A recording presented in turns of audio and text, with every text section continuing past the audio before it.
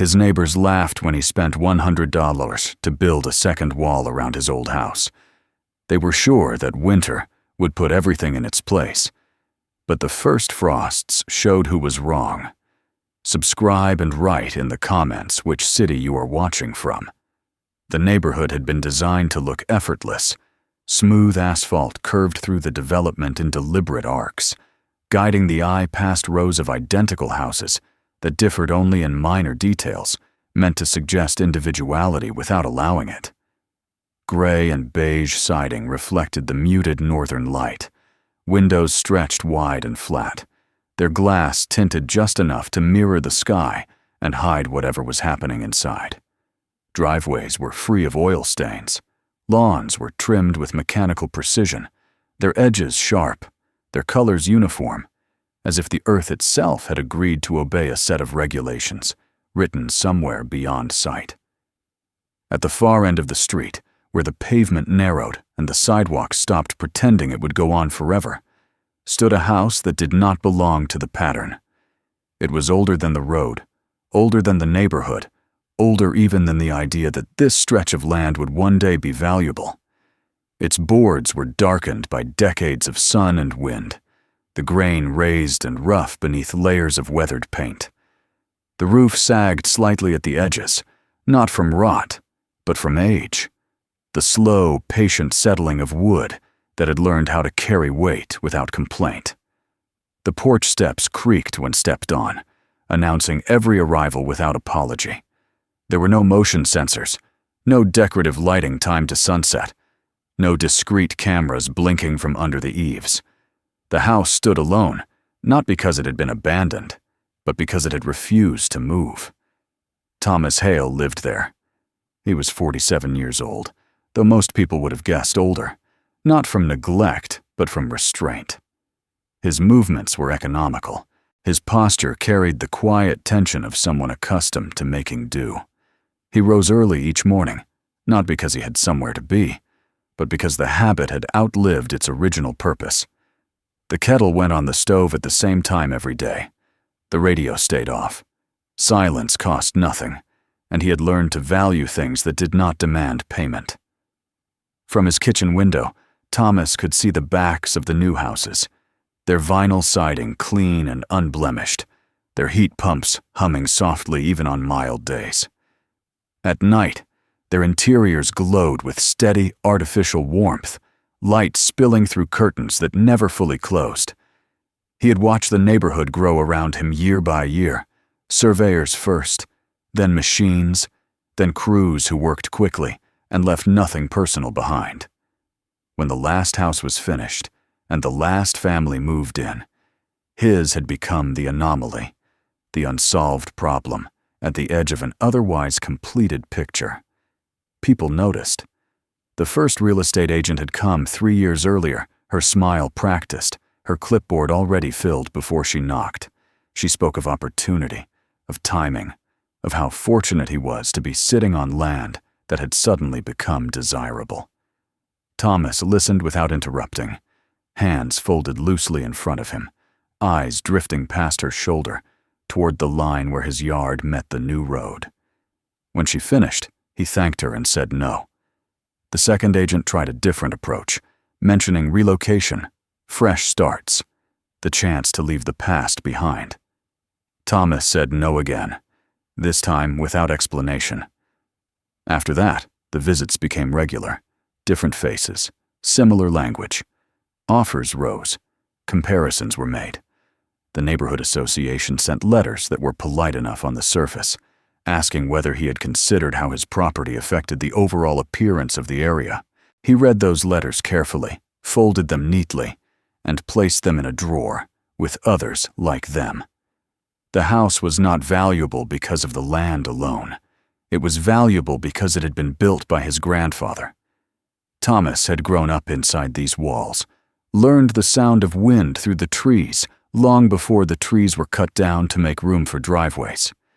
His grandfather had been a man of few explanations and many demonstrations. He believed that if something worked, it did not need to be justified, and if it failed, no excuse would make it useful. He had built the house with his own hands, choosing boards that were thick and imperfect, fitting them together with a patience that bordered on stubbornness.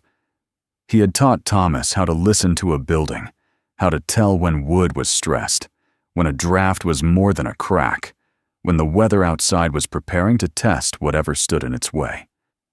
Those lessons stayed long after the man himself was gone. Thomas's life had not unfolded the way his grandfather might have hoped. There had been mistakes, one in particular, that followed him like a shadow that lengthened with every year. The court papers were long archived, the sentence served in full, but the record remained, quiet and absolute. It appeared on background checks without context, without explanation, without regard for the years that had passed since. Interviews ended politely. Applications disappeared into silence. Even jobs that required little trust seemed suddenly unavailable once his name was matched to a database entry he could never erase. He did not talk about it. Not because he denied it, but because talking had never changed the outcome. Money was always tight. Though he managed, he fixed what broke. He reused what others discarded. When something could no longer serve its purpose, he took it apart to see whether any part of it still could. His house reflected that philosophy. It was not modern, but it was honest. Every repair showed its history. Every improvement was practical rather than cosmetic. As summer faded, the air began to change. Mornings grew sharper, the kind of cold that did not yet bite, but promised it soon would. Thomas noticed the way the wind moved differently now, less playful, more deliberate. Weather reports grew more serious, less conversational. Words like anomaly and sustained patterns replaced casual forecasts. There was talk of a winter that would arrive early and stay longer than anyone expected. Thomas listened. He knew his house better than anyone, knew its strengths and its weaknesses. He knew where the drafts crept in when the wind came from the northwest, how the walls responded when temperatures dropped too fast, how quickly heat escaped once the air outside began to move with purpose. In past winters, he had managed, layering clothing, burning fuel carefully, accepting discomfort as part of the season. This year felt different. The predictions were not just about cold. They were about wind, about pressure, about systems that failed when conditions exceeded what they were designed to handle. The new houses would struggle too, he suspected, though few of their owners seemed concerned. They trusted their systems, their warranties, their infrastructure. They assumed that modern solutions were, by definition, sufficient. Thomas was not so certain. One evening, as the sun dipped behind the line of identical roofs, he stood on his porch and looked at his house from the outside. Really looked at it, not as a place he lived, but as a structure that would soon be tested. He ran his hand along the siding, feeling the texture of old wood beneath his palm. He thought of his grandfather, of winters long past, of methods learned before convenience had replaced understanding. The house had stood alone for years now. Soon, it would have to stand against winter. And Thomas knew that if it failed, no one would step in to save it for him. He went back inside, closed the door carefully, and began to think. The night after Thomas stood on the porch and measured the house with his eyes, sleep came slowly. The wind had not yet grown fierce, but it had found its way into the trees and was testing them, moving through their branches with a steady persistence that sounded almost deliberate. Each gust pressed lightly against the walls, not hard enough to rattle anything, but firm enough to remind him that the season was turning whether he was ready or not. In the morning, he sat at the small kitchen table with a legal pad and an old calculator, whose buttons had faded smooth with use. He did not rush. Rushing led to mistakes, and mistakes cost money he did not have. He wrote down what he knew before allowing himself to consider what he hoped. His checking account balance was modest and fragile.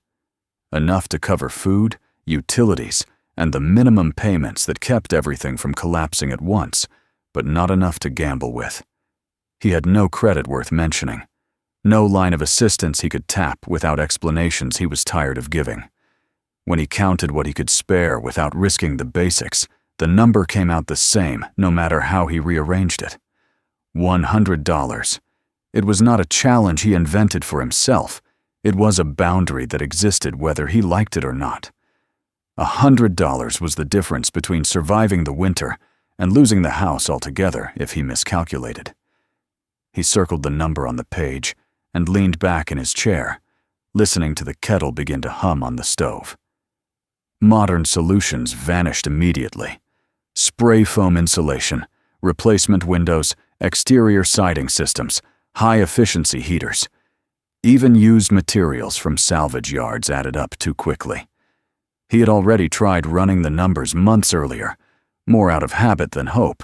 Every path that involved buying something new ended the same way, with a figure that might as well have been written in another currency. He poured his coffee and carried it to the window, staring out at the neat backs of the new houses. Somewhere inside them, thermostats would soon begin to work harder. Fans would circulate air. Systems would compensate for loss with consumption. He wondered, not for the first time, how many of those homeowners understood what kept them warm, and how many simply trusted that it would happen because they paid for it to happen. His grandfather had never trusted anything he did not understand. The memory came without effort, as it often did when Thomas faced a practical problem. The old man's hands were always busy, even when he spoke, fixing a hinge, sharpening a blade, sorting nails by size.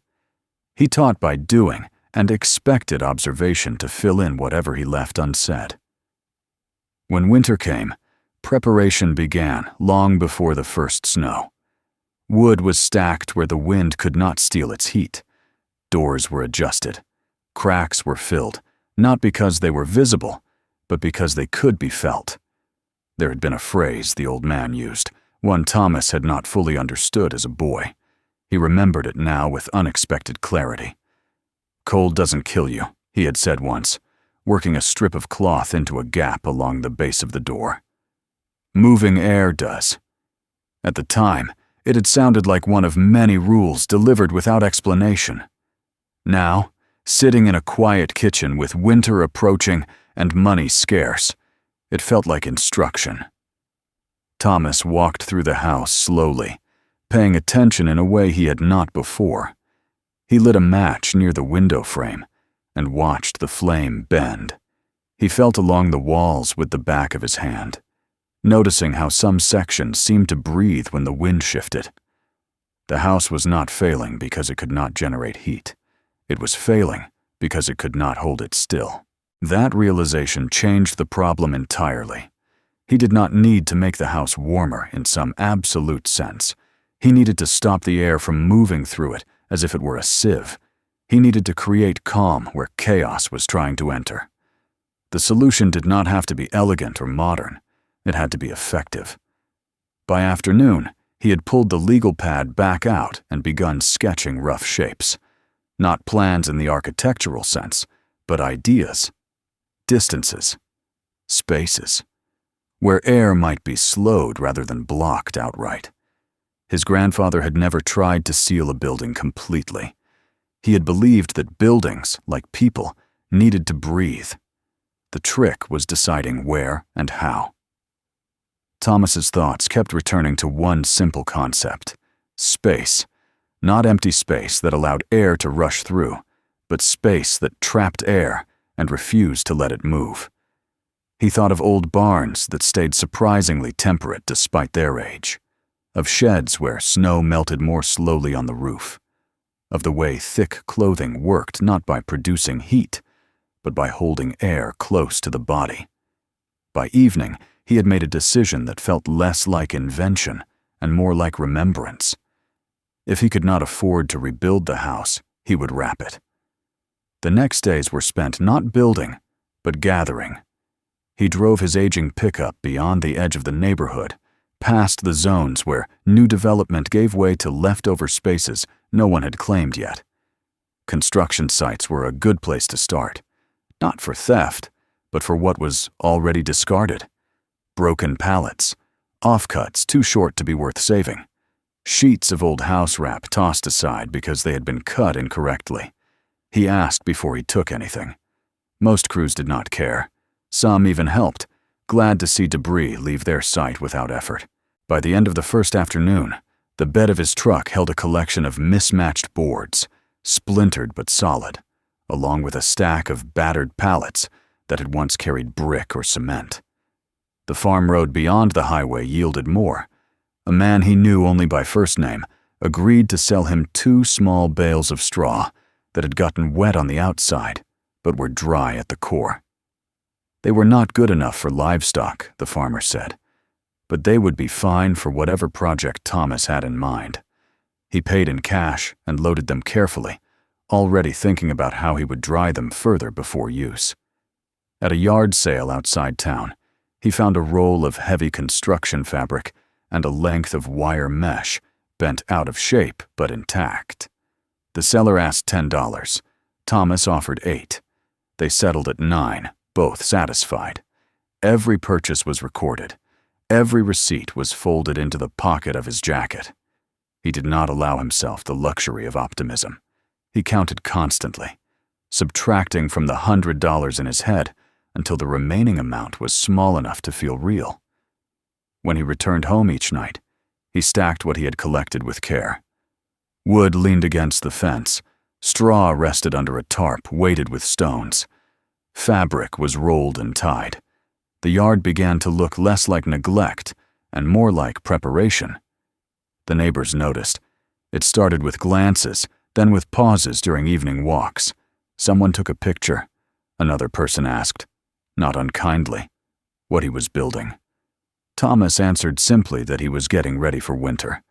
The explanation stopped there. He had learned long ago that most people did not want information. They wanted reassurance that someone else was not doing something unexpected. By the end of the week, the legal pad was full. Measurements, notes, small corrections. He had decided on a consistent distance, far enough from the house to create a meaningful barrier, close enough to be manageable with the materials he had. He marked where air would need to escape to prevent moisture from building. He marked where water might collect if he was careless.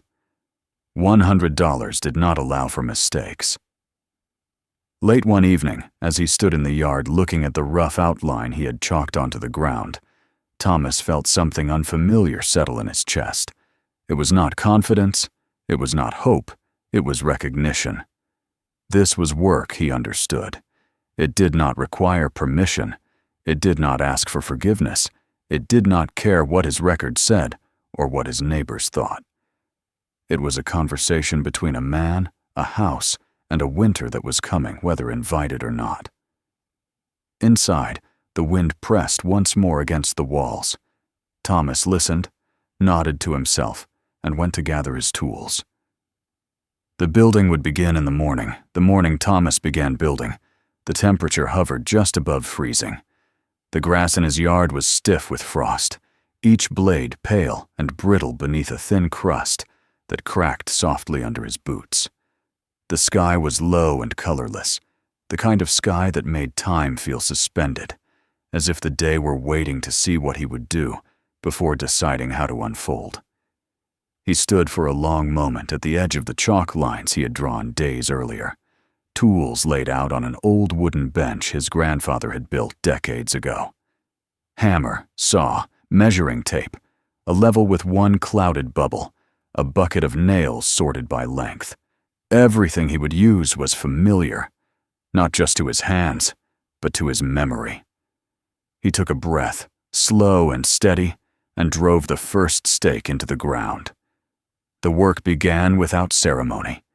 He set the rough posts first, spacing them carefully around the house, measuring twice, sometimes 3 times, before committing.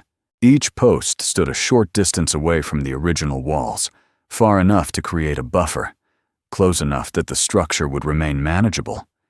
He worked alone, moving methodically, setting one piece at a time, checking alignment, correcting small deviations before they grew into larger problems. There was no one to hand him tools or hold boards in place. When he needed leverage, he improvised. When he needed support, he built it. By midday, his shoulders burned, and his fingers had gone numb despite his gloves. He stopped only long enough to eat a sandwich standing up, eyes never straying far from the work. The house loomed behind the new frame like an older body being fitted for armor. Thomas felt an odd sense of partnership with it, as if the building itself were aware of what he was attempting. As the skeletal outline of the second wall took shape, the reactions from the neighborhood shifted from curiosity to amusement. A man walking his dog slowed and watched for several minutes before shaking his head and moving on. A woman across the street lifted her phone and took a picture, not bothering to hide it. In the evening, laughter drifted faintly across the yard from a backyard gathering, punctuated by a voice that said something about a fort. Thomas did not respond. He had learned long ago that explanations offered too early were wasted. Let them laugh. Winter would answer in time. Over the next days, the structure grew denser. He attached horizontal supports, tying the posts together, creating a rigid frame that could withstand pressure from wind and snow. Each connection mattered. A loose joint would rattle. A weak point would become an entry. He tested everything with his weight, pushing, pulling, listening for complaints from the wood. When something creaked too easily, he reinforced it. Once the frame was complete, he began attaching the outer layer. The boards were mismatched in width and length, some scarred by previous use, others still bearing the faint stamp of a mill. He arranged them vertically, leaving narrow gaps between each one, intentional spaces that would break the force of the wind without sealing it completely. He remembered his grandfather's words again, about buildings needing to breathe, and worked with that principle in mind. As the outer skin went up, the space between it and the original house began to feel like something real rather than theoretical. Thomas stepped into it and stood still, noticing how even the slightest breeze lost its urgency once it entered the gap. Air moved, but it did not rush. It wandered, slowed, forgot its purpose. Filling that space took time and care. He did not simply stuff material wherever it fit. He dried the straw further, spreading it thin and turning it each day until it crackled softly when handled. Leaves were shaken free of moisture and debris. Everything that went into the cavity had to be light, dry, and willing to hold air without compressing into uselessness. As he worked, the neighborhood association made its appearance. The man who came wore a jacket too clean for the season and shoes that sank awkwardly into the soft ground. He introduced himself with practiced politeness and glanced around as he spoke, taking in the half-finished structure with poorly concealed disapproval. He mentioned property values, visual consistency, temporary structures. He did not threaten directly, but the implication hung between them like cold breath. Thomas listened without interrupting. When the man finished, Thomas said he was performing maintenance on his home and that everything was temporary. He said it calmly, without challenge or apology. The man nodded, made a note on his clipboard, and left with a smile that did not reach his eyes. That evening, someone posted an image of Thomas's house online, captioned with a joke about medieval architecture. Another comment followed, speculating openly about why someone would choose to live that way when better options were available. The word record appeared once, casually, as if it explained everything. Thomas read none of it. He had stopped looking years ago. The wind arrived before the snow. It came down from the north, testing the edges of things, finding the places where human intention had been careless. On the first night it truly asserted itself, Thomas lit a match inside the house and watched the flame carefully. It flickered near the old wall, then steadied. Outside, he could hear the wind pressing against the new boards, rattling them softly, spending itself there instead of searching for entry. He slept lightly, waking often, listening. Each time he did, he noticed something different. The familiar whistle near the kitchen window was gone. The cold that usually crept along the floorboards had lost its urgency. The house felt quieter, not in sound, but in sensation. He continued filling the cavity section by section, careful not to compress the material too tightly. He added fabric along the interior side of the gap where it was needed, creating an additional layer that would slow air even further. At the base, he left narrow openings, protected by mesh, allowing moisture to escape rather than collect. At the top, he ensured that air could rise and leave gently, carrying with it any dampness before it could cause damage. The work was slow and punishing. His back ached constantly. His hand split despite the gloves, small cracks opening at the knuckles that stung whenever they caught on rough wood. More than once, he wondered whether he had underestimated the effort required. Each time, he reminded himself that stopping halfway would make the whole thing pointless. The first real test came one afternoon when the sky darkened abruptly and the wind shifted without warning. Gusts slammed into the neighborhood, rattling trash cans, tearing loose decorations from porches. Thomas stood in the yard and watched his creation absorb the assault. The outer boards shuddered, flexed, but held. Inside the gap, straw rustled softly, but did not scatter. He placed his hand against the original wall and felt something close to stillness. That night, the temperature dropped sharply. When he woke before dawn, the house was cold, but it was a different kind of cold than he was used to. It did not creep. It did not bite. The air felt heavy, calm.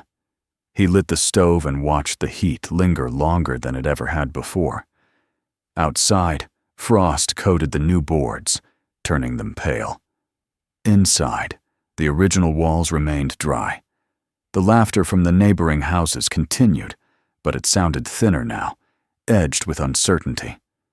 Thomas worked on, finishing the last sections, adjusting, reinforcing, sealing where needed, and leaving open where necessary.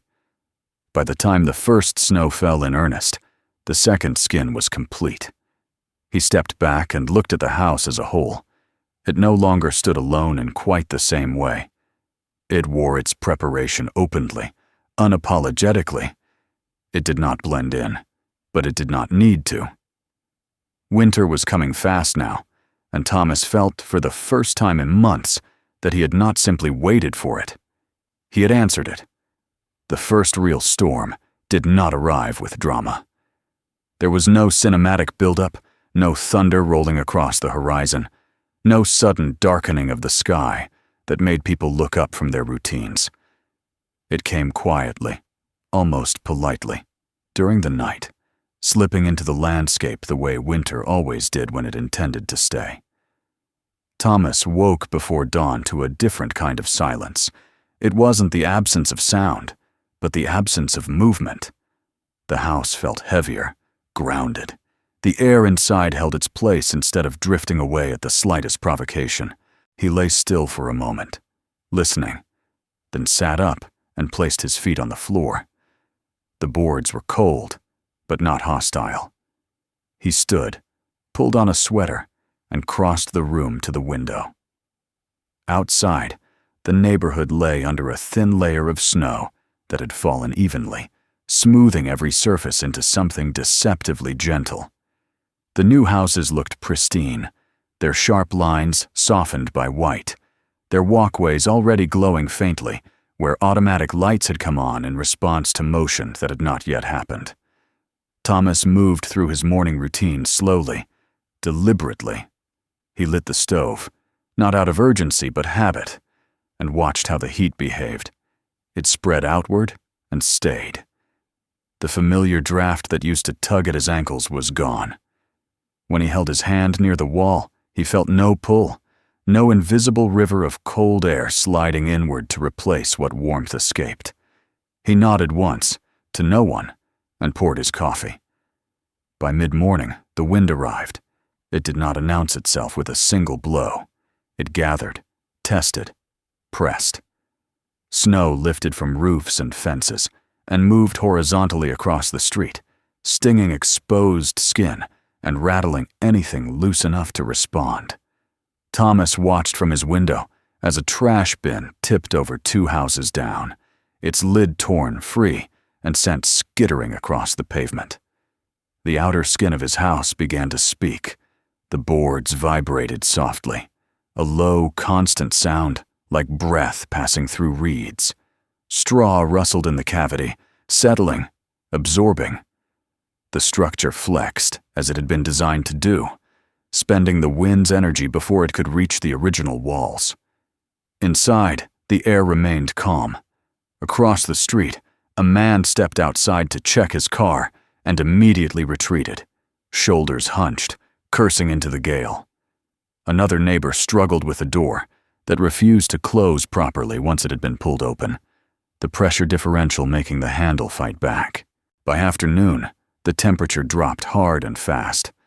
Modern systems responded automatically. Heat pumps whined louder. Backup heaters kicked on. Energy consumption spiked across the grid, invisible but measurable. Thomas felt it not through numbers, but through the sudden stillness, when just after sunset, the lights in 3 houses flickered and went out. Then 5. Then the entire street. The wind had taken down a line somewhere north of town, and the repair crews would not reach it until conditions improved. Phones lit up. Messages spread through the neighborhood chat, equal parts confusion and irritation. Generators sputtered to life in some garages, their owners unaccustomed to using them for more than brief outages. Inside Thomas's house, nothing changed. He added 1 more piece of wood to the stove and adjusted the draft. The heat settled and stayed. He sat at the table and ate his dinner by lamplight, listening to the wind spend itself against the outer wall. He felt no urge to check the thermostat. He knew, by sensation alone, that the house was holding. The first knock came shortly after dark. Thomas heard it through the layers, a muted sound that did not carry urgency so much as hesitation. He set his plate aside and went to the door, opening it to find the woman from 2 houses down standing on his porch, bundled in a coat meant for a walk from car to door rather than for waiting in the wind. She did not speak at first. She glanced past him, into the warmth, into the stillness. "Our heat's out," she said finally, as if that explained everything. Thomas nodded. He stepped aside without comment, holding the door open long enough for her to enter. Cold air followed briefly, then was gone, trapped in the outer gap, stripped of momentum before it could do harm. She stood awkwardly near the door, hands clasped, breathing slowing as her body adjusted. "I didn't realize," she said, gesturing vaguely at the walls. "It's different in here. It's quieter," Thomas said. She nodded, though it was clear she did not fully understand what he meant. Within the hour, 2 more people arrived, a couple from the end of the street, their generator having failed when the fuel line froze. Then an older man whose electric furnace had shut down entirely, leaving his house colder by the minute. Each arrival was marked by the same moment of surprise, the same pause just inside the door as their bodies registered the difference. No one commented on the appearance of the house now. The jokes had not survived first contact with necessity. Thomas made space where he could. Chairs were pulled closer together. Blankets were shared, not because it was unbearably cold, but because habits died slowly. Conversation came in fits and starts, hesitant at first, then steadier as the hours passed and the storm showed no sign of relenting. Outside, the wind strengthened. Snow drove sideways, filling gaps, piling against walls. Modern houses strained. Thomas heard the sharp crack of something breaking 2 streets over, followed by a shout that was quickly lost. He imagined pipes cooling, systems cycling uselessly, warm air escaping into the night as fast as it was produced. Inside his house, the air remained dense and still.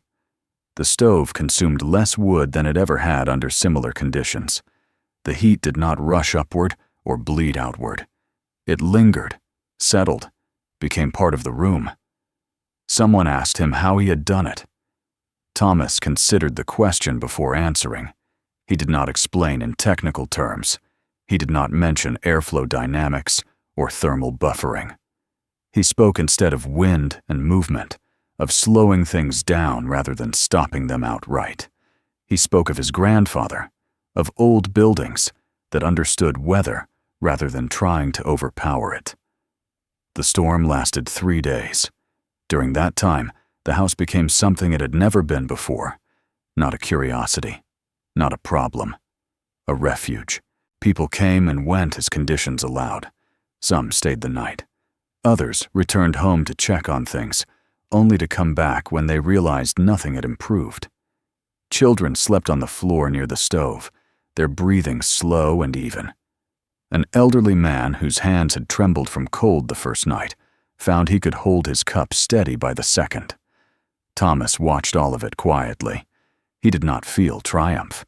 He felt confirmation. When the power finally returned, it did so unevenly. Systems restarted with groans and alarms. Thermostats blinked back to life. Relief spread through the neighborhood, followed closely by embarrassment. People apologized for intruding, for doubting, for laughing. Thomas waved it away, uncomfortable with attention he had not sought. The wind did not stop when the power came back. It only paused, as if gathering itself. That night, alone again, Thomas walked the perimeter of his house with a lantern, checking the outer skin for damage. The boards bore the marks of the storm. Scratches. Scars. Evidence of impact. The original walls behind them remained untouched. He ran his hand along the rough wood and felt a quiet satisfaction settle into him. Winter was not finished, but neither was he. The storm loosened its grip slowly, as if reluctant to admit it had spent all it had to give. The wind did not vanish so much as retreat, easing its pressure in increments, testing whether it was still needed before finally moving on. Snow remained piled against fences and buried the edges of the road, but the violence of motion was gone. What followed was a brittle calm, the kind that made every sound feel louder because nothing else competed with it. Thomas woke on the first clear morning to sunlight slanting through the window at an unfamiliar angle. It took him a moment to understand why the light felt different. The snow outside reflected it upward, filling the room with a brightness that had been absent for weeks. He sat up slowly, listening. The house creaked once, a soft settling sound, and then went still again. The air inside was cool but steady. It did not carry the sharpness that had once defined winter mornings. He stood, stretched carefully, and crossed to the window. Outside, the neighborhood looked altered, not physically so much as emotionally. Cars were parked haphazardly, evidence of rushed returns and overnight stays elsewhere. A few driveways remained empty. Curtains were drawn back cautiously, as if their owners were unsure what they might see if they looked too closely. Thomas dressed and went outside. The second skin around his house bore the marks of what it had endured. Boards were scarred and dulled by wind-driven ice. Straw bulged slightly in places where it had settled unevenly, and the outer frame leaned by a fraction of an inch on the north side. None of it concerned him. These were signs of work done, not of failure. He made notes in his head, already planning minor adjustments when the weather allowed. Across the street, a man stood staring at his own house, with an expression Thomas recognized. It was the look of someone seeing something familiar for the first time. The man noticed Thomas and raised a hand in greeting, hesitated, then crossed the street. "I didn't think it would get like that," he said, not quite meeting Thomas's eyes. "We lost heat the first night. Pipes froze in the basement." Thomas nodded. He did not say he had expected it. Expectation offered no comfort after the fact. "I saw people coming here," the man continued. "I didn't understand why at first." "You do now," Thomas said. The man nodded again, slower this time. "If you ever wanted help fixing things up, I know a contractor. Not for free, but—" His voice trailed off, the offer unfinished. Thomas thanked him and said he would think about it. The man seemed relieved just to have spoken, as if acknowledging the change was enough. Over the next days, similar conversations followed. Neighbors who had once looked past his house now looked at it directly. Questions came, tentative at first, then more precise. How far was the gap between the walls? What had he used to fill it? How had he kept moisture from building up? He answered when asked, without embellishment. He did not frame his explanations as lessons. He simply described what he had done and why. The tone of the neighborhood shifted. There were no formal apologies, no public admissions of error. Respect returned quietly, expressed in small ways. A thermos of coffee left on his porch one morning, an offer to help clear snow, a nod where once there had been averted eyes. Thomas accepted these gestures without comment. He had learned long ago that dignity was best preserved by not demanding recognition. A week after the storm broke, a local reporter arrived. She had heard about the house from someone who had spent the night there during the outage. The story had traveled outward, picked up details along the way, gained shape. A house that stayed warm when others failed. A man who built his own solution when technology fell short. A budget so small, it sounded almost fictional. Thomas was reluctant at first. Attention had never brought him anything he needed. But the reporter was persistent without being aggressive, and something in her questions suggested genuine interest rather than the search for spectacle. He agreed to speak with her on the condition that his past remain his own. The article ran 3 days later. It did not name him as a hero. It did not dwell on the oddness of the structure or mock its appearance. It focused instead on the principle behind it, on the idea that understanding a problem could matter more than purchasing a solution. It mentioned the $100 limit. It quoted Thomas, describing wind as an active force rather than a background condition.